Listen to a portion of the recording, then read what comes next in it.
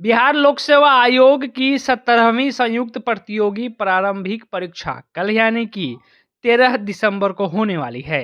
BPSC की ओर से सारी तैयारी पूरी कर ली गई है। इधर अभ्यर्थियों ने भी कमर कस ली है। हालांकि कुछ दिनों पहले बीपीएससी के इस परीक्षा में नॉर्मलाइजेशन को लेकर खूब बवाल मचा, लाठियां चली, आंदोलन हुआ, कयास लगाए गए कि एग्जाम की तारीख आगे बढ़ेगी, लेकिन ऐसा नहीं हुआ। आयोग 13 दिसंबर को ही एग्जाम लेने वाली है। एग्जाम से चंद दिन पहले का माहौल खराब होने की वजह से अभ्यर्थियों के अंदर एक अशांति देखने को मिल रही है। उनके अंदर एग्जाम परफॉर्मेंस की चिंता साफ झलक रही है। ऐसे अभ्यर्थियों को समझाते हुए गुरु रहमान ने लास्ट डे टिप्स भी दिया है। साथ ही कहा है कि अफवाहों पर बिल्कुल भी ध्यान ना दे। एग्जाम पूरी तरह से कदाचार मुक्त होगी, हमारी नज़र भी बनी हुई है।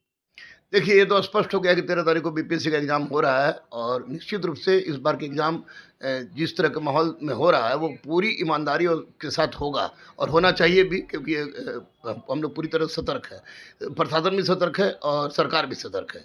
तो बच्चों से मैं यही कहूँगा कि चूँकि परसों एग्ज़ाम है 13 तारीख को, तो उस परिस्थिति में अब 1 दिन पहले 2 दिन पहले कुछ बहुत ज़्यादा पढ़ना या ये नहीं पढ़ना, इससे कोई फ़र्क नहीं पड़ता है। बहुत सारे बच्चों के दिमाग में डर लगता होगा, चूँकि निश्चित है कि परीक्षा देने के पहले हो या ऑपरेशन थिएटर में जाने के पहले डर लगता है, लेकिन निदान वहीं से होता है। तो मैं यही कहूँगा कि 13 तारीख के पहले बच्चे 12 तारीख के रात तक, यानी रात 10 बजे तक, वे करंट अफेयर्स और बिहार से संबंधित सारी चीज़ को गौर से देखें। जो महत्वपूर्ण योजनाएं हैं उसको देखें और बाकी जितना भी चीज़ भी है उसको ठीक से देख के जाए। एडमिट कार्ड, आधार कार्ड, एक फ़ोटो भी ले लेंगे, रंगने वाला पेन को देख लेंगे, पेन ठीक चल रहा है कि नहीं।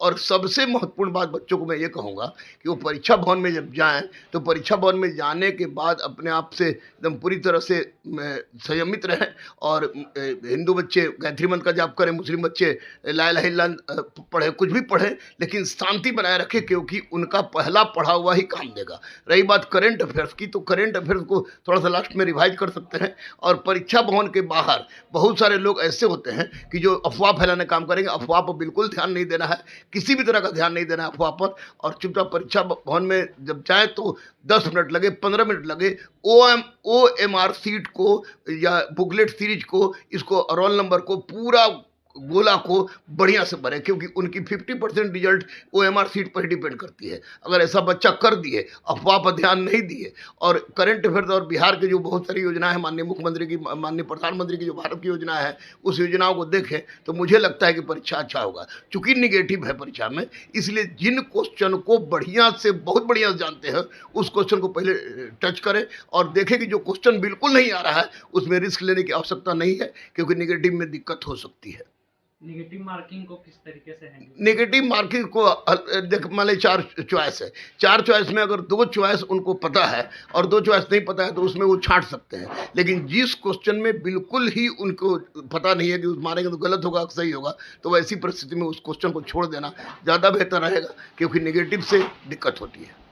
कई बच्चे लाठीचार्ज में चोटिल भी हुए थे, वो लोग एग्जाम नहीं दे पाए, उनको क्या कहें? उनके प्रति गहरी संवेदना व्यक्त करता है गुरु रहमान के। गुरु रहमान शुरू से बच्चों के साथ था, है और रहेगा।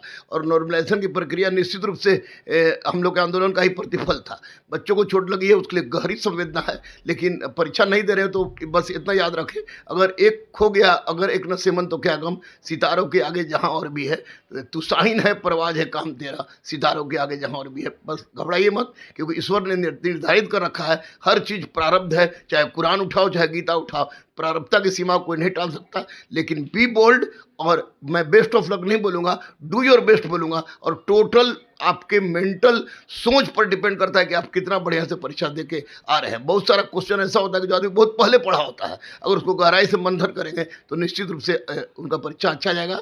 लेकिन एक बात जरूर कहेंगे कि पहले उन्हीं क्वेश्चन को टच करें जो पूरी तरह से और अच्छी तरह से जानते हैं। उसके बाद देखें कि जिसमें कन्फ्यूजन उसमें छांटें, और जिस क्वेश्चन को बिल्कुल नहीं जानते हैं उसको छोड़ दें।